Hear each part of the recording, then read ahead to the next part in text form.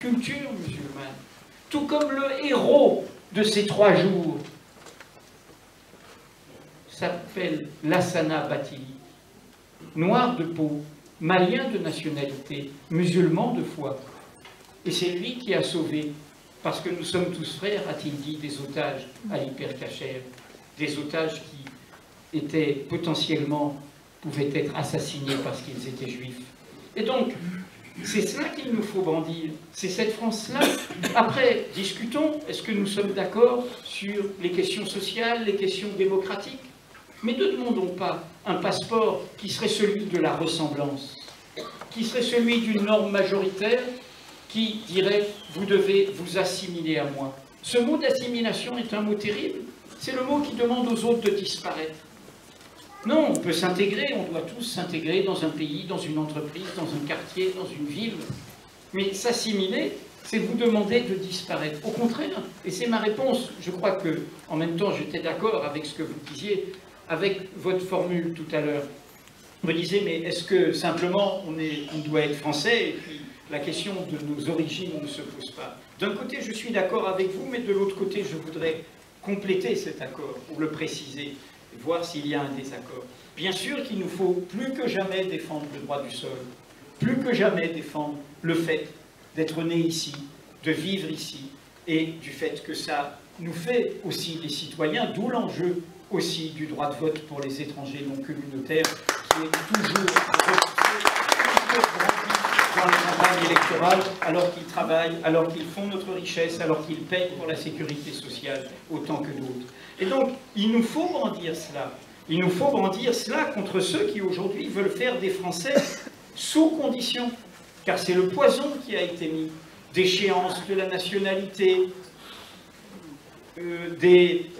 l'idée que l'on pouvait c'est brandir la nationalité comme quelque chose qui pouvait être suspendu, voire aujourd'hui dans les déclarations d'un dirigeant du sud de la France qui prétend combattre le Front National en disant que nous sommes dans une guerre mondiale où il y aurait parmi nous, et nous en serions donc, des 5e colonnes qui ne seraient pas la France, qui seraient les anti-français, qui seraient l'anti-France, tout simplement parce que nous défendons ce chemin des causes communes.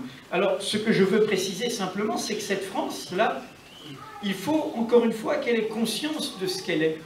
Il ne faut pas la rendre schizophrène, c'est-à-dire aveugle à ce qu'elle est. Il faut défendre cette idée, non pas qu'il y a un modèle anglo-saxon et un modèle français.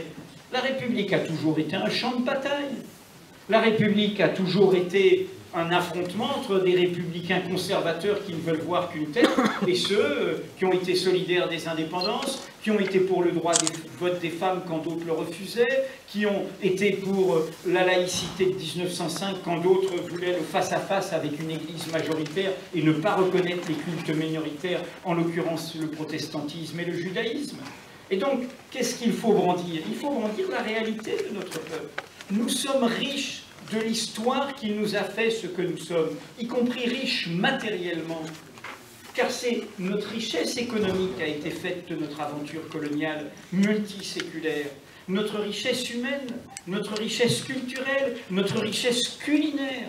Quand je dis nous sommes une Amérique de l'Europe, c'est notre force. Sur les réseaux sociaux, l'extrême droite me caricature en ne prenant qu'une phrase. Quand je dis oui, c'est une richesse pour la France d'être la fille aînée de l'Église catholique, le pays de l'édit de Nantes, de respect du protestantisme, le pays de la plus grande communauté juive d'Europe rescapée du génocide grâce au peuple français, parmi lesquels était la majorité des justes qui les ont sauvés.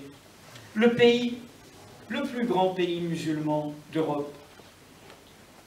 Le pays de la créolisation du monde, fait des Outre-mer qui sont toujours présents dans notre histoire. Et le pays de la laïcité, tel que je l'entends. C'est une richesse. Dans un monde interdépendant, dans un monde multipolaire, dans un monde plus complexe, dans un monde où il y a de nouvelles puissances qui s'appellent le Brésil, qui s'appellent la Turquie, qui s'appellent l'Inde, qui s'appellent l'Afrique du Sud, je cite celle-là, pour sortir de la focalisation sur la Chine et sur la Russie, pour montrer qu'il y a d'autres nations qui émergent et qui demandent à être présents au cœur de la décision. Eh bien, dans ce moment-là, nous devrions être le carrefour, Nous ne devrions pas rentrer dans la guerre des civilisations qui projette chez nous une crispation identitaire quand on entend dire qu'un projet d'attentat contre les églises, c'est attaquer l'identité de la France. L'identité, elle est plurielle de la France. Elle n'est pas ramenée au christianisme seulement, auquel on ajoute, pour faire pardonner le crime qui est issu de l'antijudaïsme chrétien, on dit judéo-chrétienne, pour faire passer le fait qu'il y a d'abord eu le crime de génocide. Et donc, il faut reprendre toute cette histoire. C'est comme ça qu'on échappera à la concurrence des victimes. Si on met tout ça dans le placard, si on ne veut pas le regarder, si on ferme le placard, on met du sel sur les plaies. Il faut que tout le monde puisse venir avec ses souffrances, avec son histoire, avec son passé. Et la République prend tout. Elle ne hiérarchise pas. Elle ne dit pas qu'une histoire est supérieure à d'autres. Elle les prend toutes comme sa richesse. Elle en fait sa fierté collective, ce qui permettra d'éviter les fiertés de repli, les fiertés qui sont parfois un chemin vers la haine. J'ai été trop long, mais au fond, pour l'éducation et sur le mot heureux que monsieur a employé. Bien sûr, le bonheur est essentiel, et le bonheur est une idée neuve, comme disait Saint-Just pendant la Révolution française. Mais le bonheur, ce n'est jamais solitaire. Le bonheur, c'est en lien avec le monde, avec la nature, avec les autres, avec les humanités dans leur diversité. C'est cela le mot essentiel qu'a employé Benjamin Stora, ce mot d'empathie. Combien, dans les discours officiels, nous rencontrons d'amoureux de l'humanité? Ils aiment l'humanité abstraitement. L'empathie, c'est l'humanité concrète. C'est le fait de se soucier de l'autre, de faire chemin vers lui, quel que soit ce qu'il est, son apparence, sa croyance, ses difficultés. C'est une empathie qui reconnaît l'individu concret et non pas une humanité abstraite. Et ça, c'est un chemin d'exemplarité des causes communes que nous devrions tous essayer de pratiquer. Et enfin, l'éducation, moi, je n'aurai pas le même regard critique. J'ai entendu depuis les attentats ce discours vertical, autoritaire, disant il faut que l'éducation inculque aux jeunes le respect de la République. J'ai été pendant toute la semaine de la presse à l'école où Mediapart était en accès libre pour les enseignants documentalistes qui pouvaient le diffuser, le donner accès dans toutes les écoles. J'ai passé une semaine dans des établissements scolaires. Les enseignants, vaille que vaille, font leur travail dans toutes ces difficultés. Le problème, ce n'est pas l'école qu'il faudrait rendre comptable. Ce n'est pas ce qu'on inculque à l'école, car on essaye d'inculquer cette République. Le problème, c'est la République vécue hors de l'école. Si quand on vous a appris que dans la Constitution française, il est dit qu'elle est république sociale et démocratique, il est dit qu'elle ne fait pas de distinction selon l'origine, selon la race, mot d'époque pour dire l'apparence, et selon la religion, et qu'elle respecte toutes les croyances. Et que dans la République vécue, un jeune sorti du collège, sorti du lycée, un jeune en apprentissage, rencontre quoi? Il rencontre le contrôle au faciès. Il rencontre la discrimination dans ce rapport à la police. Il rencontre les murs invisibles de la discrimination à l'embauche. Il rencontre les préjugés dans le discours médiatique avec des clichés essentialisant musulmans, islam, comme ce serait la violence, comme hier on essentialisait juif, judaïsme, comme si c'était l'argent. Hein? Ces mêmes guerres où on essentialise l'autre, où on lui dénie une humanité diverse, plurielle, etc. Et donc la question, c'est la République vécue. Et c'est là où, ici même, vous êtes au rendez-vous de cette République vécue. Vous l'incarnez quelque part. C'est évidemment impossible, parce qu'on vous le rappellera toujours. On vous dira toujours dans le regard qu'on vous porte. Et donc ça, il vaut mieux savoir d'où l'on vient pour appréhender l'avenir, et l'histoire est fondamentale. Et quand l'histoire est fondamentale, ça veut dire aussi que les autres doivent savoir votre propre histoire. Parce que sinon, effectivement, le regard ne s'inversera jamais. D'où la nécessité de renforcer effectivement la connaissance de l'histoire des autres, ce que je disais dans mon intervention tout à l'heure. Parce que sinon, vous croyez avancer sans mémoire, mais c'est une illusion parce qu'elle vous rattrape. Elle vous rattrape pas simplement dans le regard de l'autre, mais dans ce que vous-même vous portez en vous dans le rapport à vos parents, à votre famille, à votre propre histoire. Donc il ne faut pas réfléchir de manière aussi simple, peut-être, je ne sais pas, mais je comprends ce que vous dites en même temps, c'est-à-dire de faire en sorte que dans le fond, nous vivions comme des Français en étant une évidence. C'est une évidence. C'est peut-être une évidence pour vous, mais la bataille que nous livrons, c'est que ce n'est pas une évidence pour les autres. C'est ça qui est difficile. Et maintenant, par rapport à la question sur les imaginaires, et c'est un deuxième point, ce point, j'arrêterai, sur le problème de la montée en puissance du sentiment religieux, à l'intérieur, disons, de la société française, de toutes les religions, bien sûr, l'évangélisme chrétien, l'intégrisme juif et l'islam politique, bien entendu, mais qui exige, je vous demande simplement de réfléchir à une seule chose. Parce qu'il faut réfléchir, on est là aussi pour réfléchir, et pas simplement pour constater, en disant c'est terrible, qu'est-ce qui se passe, on ne peut plus boire de bière, etc. Mais de réfléchir, on est là pour ça ce soir, c'est une espèce de lieu ouvert à la réflexion, etc. Je vous demande simplement de réfléchir à une chose très simple. C'est aussi une concomitance entre la montée des religions et l'effondrement des idéologies politiques collectives, comme le communisme et le socialisme. Et que c'est concomitant, c'est-à-dire que les histoires de panne de projets politiques, au sens des grandes idéologies collectives, eh bien, qu'est-ce que vous voulez, dans la nature ayant horreur du vide, c'est concomitant. C'est-à-dire que vous avez la même année la chute du mur de Berlin en 89 et la montée de l'islam politique en Algérie. Je veux dire, c'est pas un hasard non plus. C'est-à-dire qu'il y a une espèce de panne d'espoir en termes, disons, de réalisation, de cités nouvelles, de projets collectifs, d'espérance. Et puis, ce que disait Edoui à l'instant, pour que je ne détaille pas ce qu'il vient de dire, la montée en puissance du sentiment religieux comme le soupir, effectivement, de la créature désespérée. C'est-à-dire que c'est quelque chose de terrible. C'est un défi terrible pour la gauche française. C'est un défi terrible. C'est-à-dire le fait, effectivement, de se redéfinir un projet politique de société pour l'avenir, c'est le redéfinir complètement, de A à Z, quoi. À partir d'en bas, à partir des mouvements sociaux, de leur faire confiance à ces mouvements sociaux, comme cette réunion de ce soir vous le prouve, bien entendu, et puis en même temps, de ne pas prendre de front ceux qui sont dans des histoires différentes, donc dans des croyances différentes. C'est un défi terrible. Et c'est ce défi-là qu'il faut poser, parce que si on ne le pose pas maintenant, qui va le poser? Donc vous avez raison, et à la fois, et en même temps, je vous demande de réfléchir, disons, dans les deux termes. Sinon, on ne fait que constater et être dans un sentiment d'impuissance.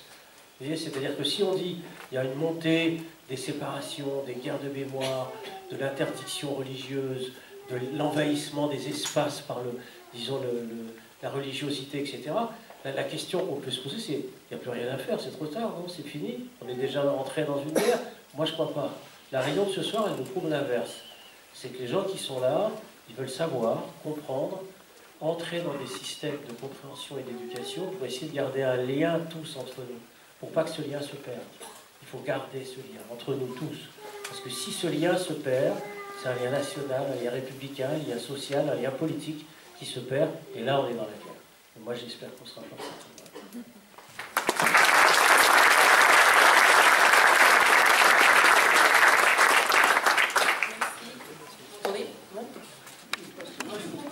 De passer à notre deuxième partie du débat, puisque là, en fait, on a eu des éclairages au niveau national, international sur le mieux vivre ensemble.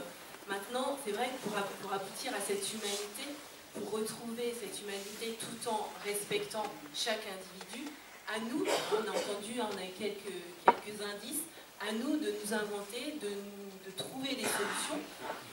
Déjà l'association, hein. Il y a un petit clin d'œil sur l'association, mais je vais vous passer en fait la parole, on va vous passer la parole pour que vous puissiez maintenant aussi apporter votre pierre à l'édifice, donner vos réflexions, votre contribution avec des questions bien sûr, mais aussi des idées sur comment au niveau de notre ville, eh bien, déployer ce mieux vivre ensemble et peut-être réussir à communiquer. On disait tout à l'heure qu'il y a plus de 80 nationalités, différentes.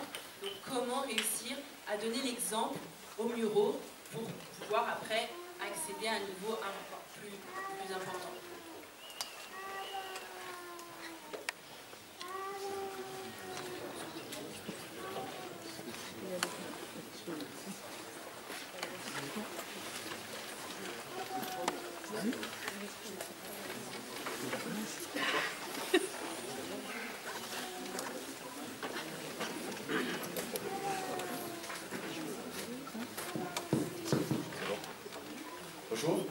Je m'appelle Yassine Delini. Bon, moi, je suis pharmacien ici à Becheville.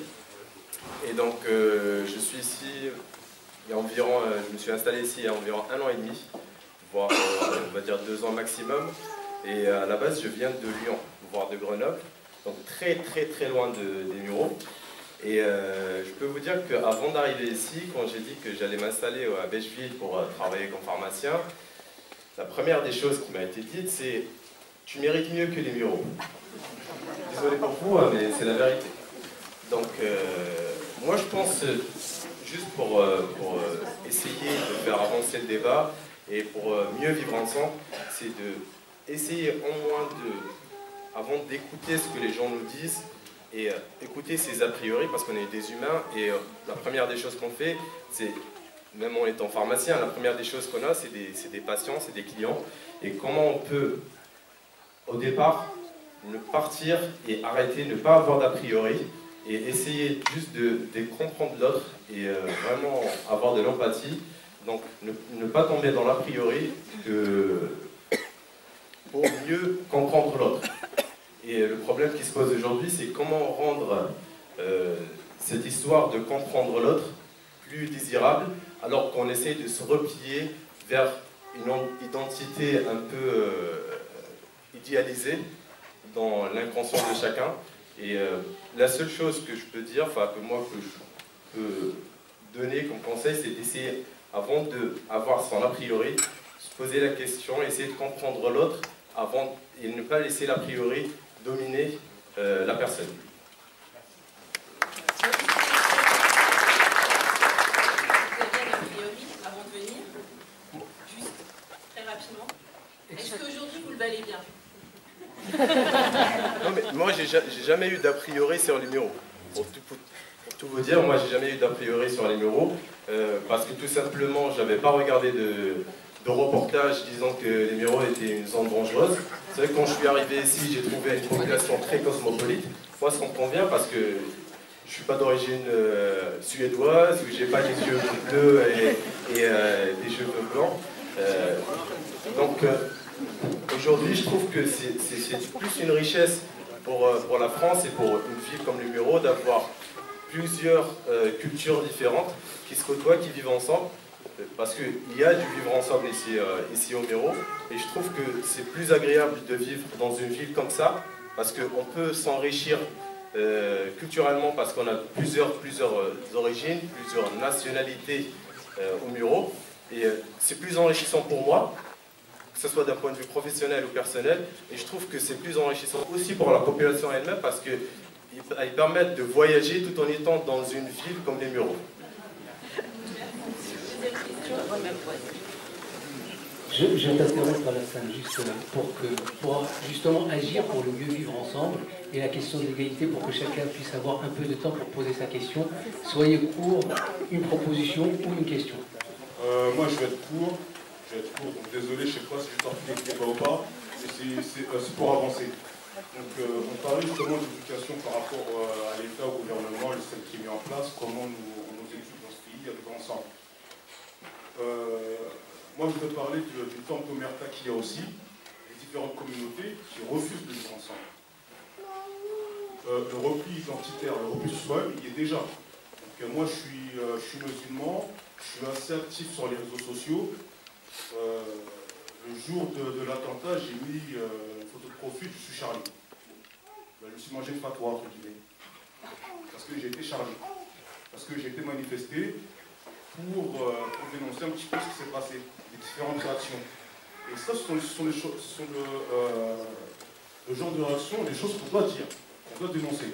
On ne peut pas, c'est pas grave, c'est pas ça le problème pour les Charlie, pas Charlie. Pourquoi on l'est, pourquoi on ne l'est pas. Il y a une incompréhension qui est totale et générale. Je vous l'assure, être musulman aux Mureaux et pas forcément être assidu dans nos prières ou ce genre de choses, ça exclut.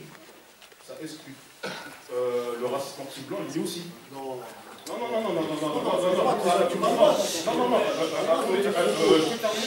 peux terminer s'il te plaît. On respecte. Je fais une généralité, je parle d'Omerta. Je parle de certaines choses qui existent. Le vivre ensemble, on y est pour. Allez sur mon Facebook, vous allez voir, je ne fais pas tous les jours, je m'explique qu'il y a des choses qui sont Avant de voir la question, Moi, l'action que je vais poser, c'est qu'est-ce qu'on doit faire déjà pour nous-mêmes? Pour nous-mêmes, pour valider ce qu'on dit aujourd'hui. Qu'est-ce qu'on fait pour nous-mêmes pour pouvoir avancer? Tout simplement. Désolé, hein. Merci. Je suis cru, je suis dur, mais c'est une réalité. Moi, je passe pour des vérités. Merci. Une autre question? Bonsoir. Merci. Une question, puis après on prendra la question. Merci d'avoir mis en place cet événement. Bon succès. Je viens d'une ville voisine, bon pas très loin, je viens de Trappes, mais les réalités c'est les mêmes. Je vais vous dire quelque chose et que vous pouvez mettre en place au Muro, parce que tous les quartiers de France, notamment les Yvelines, c'est exactement la même chose. C'est en tant que citoyen, faire en sorte que si on est parmi des élites, voilà, on est des cadres sub, etc., faire en sorte de rester au Muro. Parce que moi je le vois à Trappes, voilà, tout le monde connaît les artistes, les sportifs qui sortent de Trappes, il n'y en a plus un qui vit actuellement à Trappes. Et tous les talents, tous les cerveaux quittent Trappes, et on se retrouve avec un nivellement vers le bas. Et justement pour favoriser le vivre ensemble, il faudrait que les élites restent au Muro et que ce soit un engagement citoyen. Alors moi j'ai fait le choix d'habiter à Trappes, j'habite ailleurs, mais c'est une volonté de ma part d'habiter dans la ville de Trappes pour pouvoir tirer vers le haut la population.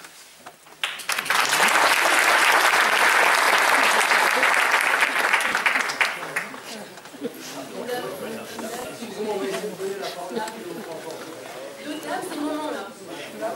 Là-bas.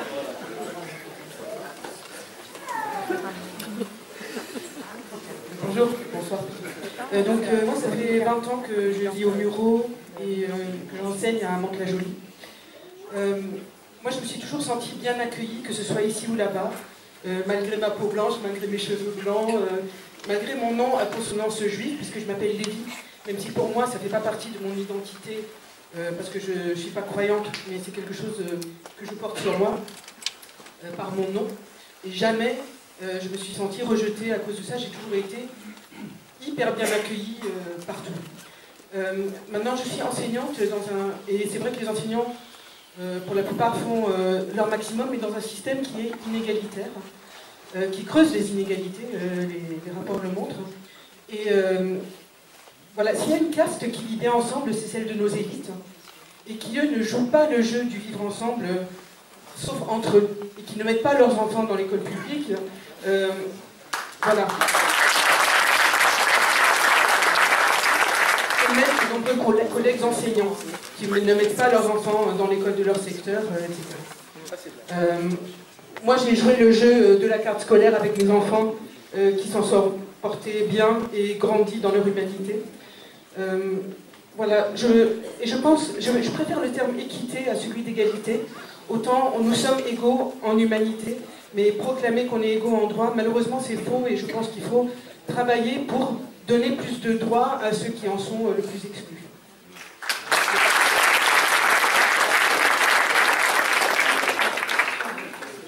Monsieur Plenel, moi aussi je suis muriotin. Et j'avais parlé d'une personne qui est quand même monsieur le maire des Mureaux. Monsieur le maire des Mureaux. Il transforme complètement notre ville. Ça change beaucoup de choses. Même les relations, je dirais, comment dire, étrangères. Monsieur, entre... pour le vivre ensemble, on va s'écouter. C'est vivre ensemble. On donnera la parole, il n'y a pas de problème. Il fallait poser le micro, je le demandais. Voilà. Mais j'avais besoin de m'exprimer, monsieur. Je suis muriotin, et j'y tiens.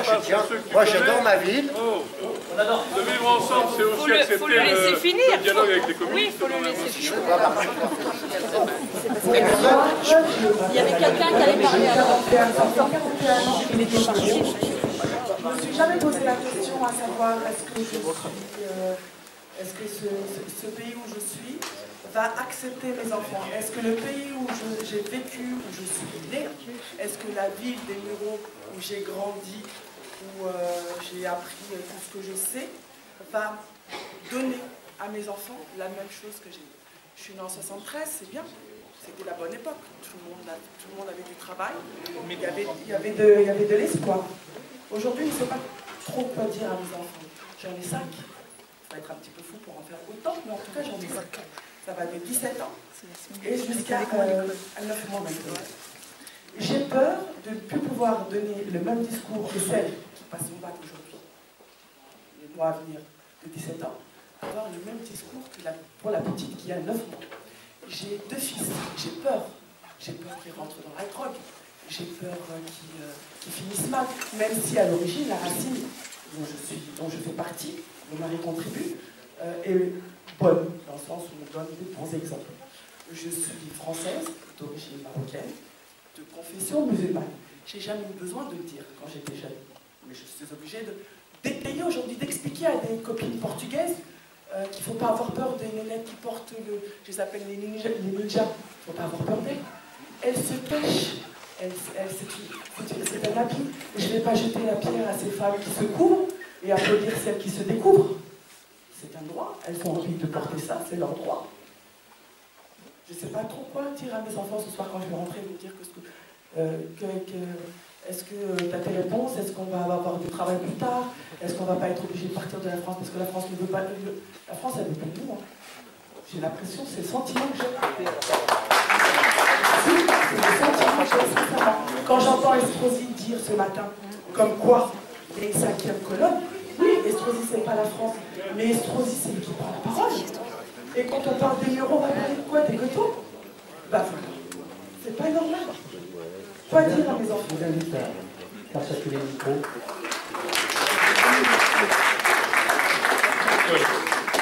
Oui, oui, je vais être court. La première chose, par rapport à ce qui a été dit, c'est effectivement, moi je partage tout à fait l'analyse de Planel sur c'est les bas salaires, c'est la pauvreté, c'est le chômage qui font que le vivre ensemble a du mal à vivre. Et tant qu'on aura une république qui, avec la 5e République, qui est une république monarchiste, qui a été construite pour De Gaulle, et qui maintenant a été accaparée par 2 partis politiques qui cherchent à faire l'alternative, dans lequel il y a des chevaux à chaque fois, on a des écuries qui se battent pour pouvoir juste faire une alternance et pas une alternative, on aura du mal à en sortir. C'était une première réflexion. La deuxième réflexion, ici sur les Mureaux. Moi je suis depuis plus de 30 ans aux Mureaux, 35 ans aux Mureaux. J'ai été élu, je suis militant politique, je suis militant social. Je n'ai jamais rencontré dans les quartiers de problème. J'ai toujours eu un accueil, enfin, tout à fait normal. Et je trouve que, moi je ne comprends pas quand on parle de communautarisme. C'est normal que des populations, on a une militante comorienne dans les associations, par exemple, pour les locataires. C'est normal que les Comoriens vivent leur culture, vivent leur danse, vivent leur chant, et s'y retrouvent pour s'y ancrer justement et être mieux dans la société française. Moi je trouve que c'est une bonne chose, et c'est valable pour tous. Donc, moi je pense qu'en définitive, on est dans une ville qui est riche de ça. Moi je pense que le vivre ensemble, il fonctionne, mais il fonctionne si, du point de vue des élus, y compris locaux, on essaie de le faire fonctionner. Quand on supprime 500 logements sociaux sur la ville, c'est pas rien. Qu'est-ce que c'est qu'est-ce qu'on vous dit quand on dit ça? Qu'est-ce qu'on dit aux populations des quartiers quand on leur dit on supprime 500 logements sociaux? Non mais, donc, c'est quand même une question dans laquelle chacun doit se répondre. Donc, je terminerai en disant, dans le cadre de la rénovation urbaine, dans le cadre, il y a en ce moment la mise en place de conseils de quartier. Moi j'appellerais, et je suis prêt à y participer avec tous ceux qui le souhaiteraient, moi j'appellerais la population à y participer à ces conseils de quartier, à être acteurs et à faire en sorte que leur voix soit entendue, puisque là il y a des choses nouvelles qui sont écrites, et je crois que c'est un lieu dont vous devez et dont on doit s'accaparer. Merci.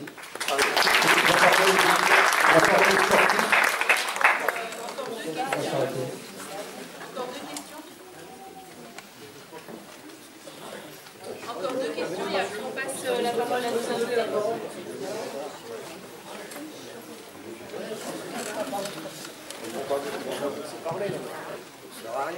Bonsoir. Je m'appelle Jean-Marc, alors je ne suis pas des Mureaux, je suis donc un étranger, si on peut dire. Je suis de carrière sur Poissy, et mon père était breton, un immigré breton. Donc, ça rejoint un petit peu ce qu'il a dit. Moi j'ai deux questions. Est-ce qu'il n'y a pas aujourd'hui une faillite du système démocratique, dès l'instant où aujourd'hui le plus gros parti c'est celui des abstentionnistes, qui ne sont pas reconnus en tant que tels? Et puis une deuxième question, est-ce qu'il n'y a pas également une faillite du système médiatique? Et en ce sens, effectivement, ce qu'a dit M. Stora tout à l'heure, on a aujourd'hui un système médiatique, hormis effectivement la présence de M. Plenel, qui est peut-être un petit peu un marginal, il doit se sentir bien isolé dans le système journalistique aujourd'hui, dès l'instant où on a aujourd'hui uniquement des FM, ITV qui font du direct et pour lequel il n'y a aucune analyse, aucune éducation, aucune explication de l'histoire, de savoir d'où on vient. Est-ce que c'est pas ça le problème?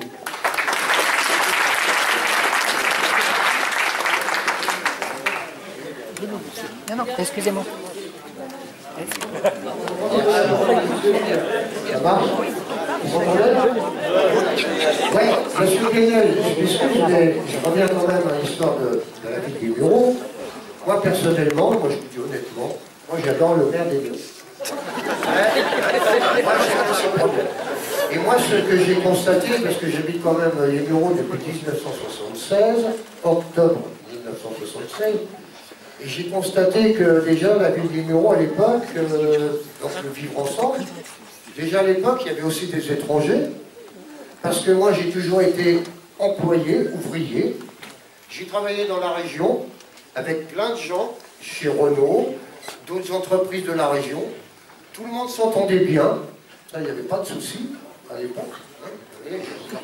Cette année je vais monter à 67 ans, c'est pour vous dire, ça y est je suis à la retraite par contre. Okay.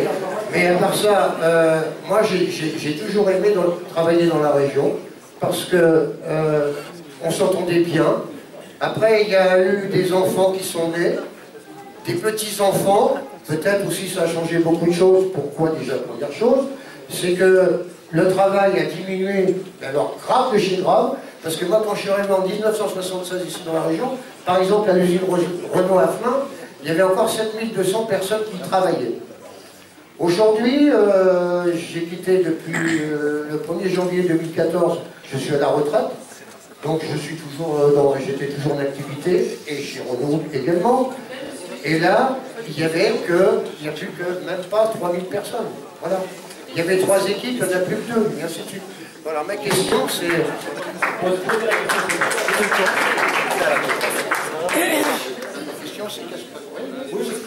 Oui, ma question, elle est simple en fait.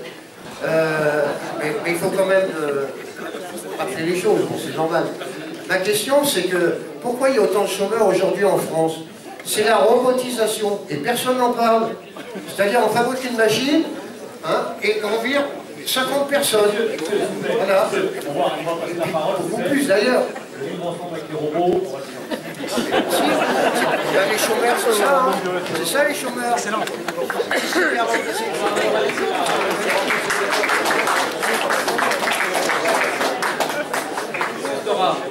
Je ne connais pas la...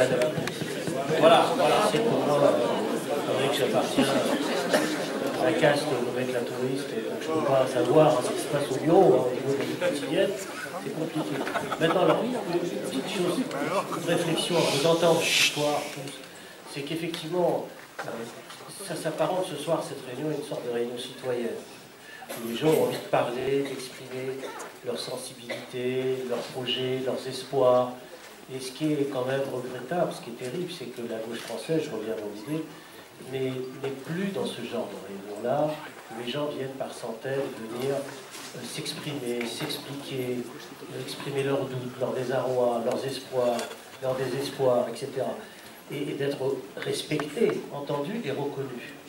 Et dans le fond, cette absence, c'est ça que m'inspire la réunion ce soir, c'est que s'il y a cette absence aussi d'une partie de la gauche française institutionnelle, disons, par rapport à ces rendez-vous citoyens, c'est peut-être parce qu'elle ne respecte pas suffisamment les gens, du point de vue de leur histoire, de leur sensibilité, de leur volonté, etc. Et donc elle passe à côté de cette formidable occasion d'écoute, de mobilisation, etc. Ça, c'est une première réflexion que m'inspire la réunion de ce soir. La deuxième chose que je voudrais dire très rapidement, c'est que je ne sais plus qui a parlé de ça, mais c'est vrai que du point de vue, disons, des intellectuels, je crois que c'est lui qui a parlé des élites, du pacte des élites qui, entre eux, sont eux dans la mondialisation culturelle, dans la circulation, dans la préservation de leurs intérêts, etc. Vous avez raison, et moi ça me renvoie à une interrogation que j'ai, c'est la très faible participation des intellectuels français aux engagements politiques et citoyens de la cité d'aujourd'hui. C'est très faible. Vous savez, quand on m'a téléphoné pour venir, moi j'ai dit ok, moi j'ai dit, ils étaient très étonnés. On dit, oh là, il va venir ici, incroyable, au bureau et tout. Je dis, ben oui, pourquoi? J'ai déjà été à Aubergenville, à Mantes, au bureau.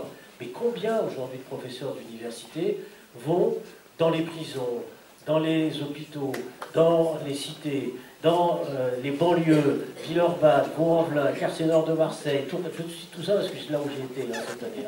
Donc combien vont expliquer effectivement les histoires différentes et tout? C'est-à-dire qu'on a un problème aussi de rupture dans la transmission, je veux dire, des connaissances et des savoirs aujourd'hui au sein de cette société française qui manque. Et ce qu'on avait vu, par exemple, dans les années 70-80, je vous disais cet après-midi à une amie à moi, aujourd'hui, par rapport à ce qui se passe encore une fois en Méditerranée, il y a 20-30 ans, des gens comme Bourdieu, Foucault, Derrida, Pierre Vidal-Naquet auraient signé immédiatement une pétition, se seraient engagés. Foucault était engagé sur les prisons.